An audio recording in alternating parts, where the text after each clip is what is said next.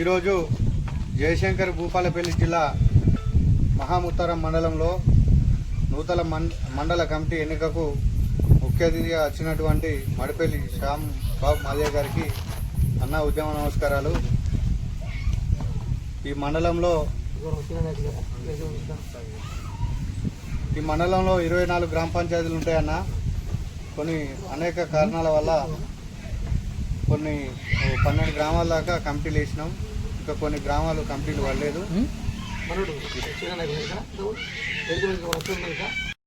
ఉద్దేశం ఏంటంటే ప్రజాస్వామ్యంలో జరుగుతున్నటువంటి అన్ని సమస్యల మీద మళ్ళీ మరో పోరాటం సిద్ధంగా కోసం తారీఖున అభినవ్ అంబేద్కర్ పద్మశ్రీ మందకృష్ణ గారి నాయకత్వంలో 2 రాష్ట్రాలకు సంబంధించినటువంటి ఎంఆర్పిఎస్ మండల అధ్యక్షుల మండల అధికారుల ప్రతినిధుల జాతీయ సమావేశం ఉంటుంది కనుక ఆ సమావేశంలో దిశానిర్దేశాన్ని కృష్ణమాధవ్ గారు ప్రజా సమస్యల మీద మళ్ళీ దాని మీద మీటింగ్ ఉంటుంది కనుక దానికోసము నూతన నాయకత్వాన్ని పెంపించే విధంగా దానికోసమే నూతన మండల నిర్వహణ చేస్తామని చెప్పి తెలియజేస్తాం.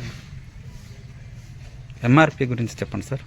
ఎంఆర్పిఎస్ 32 సంవత్సరాల ఉద్యమ చరిత్రలో ఏదైతే జాతి లక్ష్యం వరికన అనుకున్నామో ఆ వరికన లక్ష్యాన్ని నెరవేర్చుకున్నాం మేము.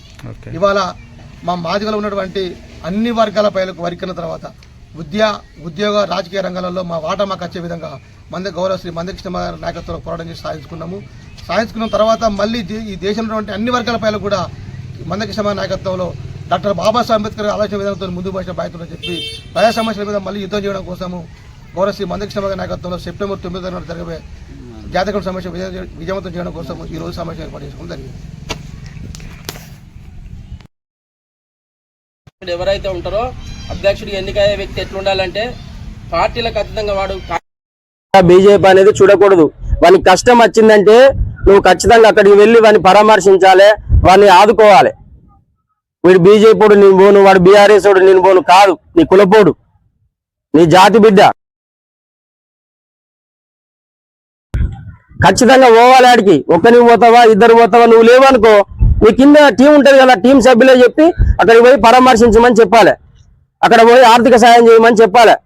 ఖచ్చితంగా అధ్యక్షుడు ఉండాలి. మహాముత్తారం మండలంలో మాదిగలు అన్ని రకాలుగా మోసపోతున్నారు. మహాముత్తారం మండలంలో మాదిగలకు అన్యాయం జరుగుతుంది. గుర్తు పెట్టుకోవాలి.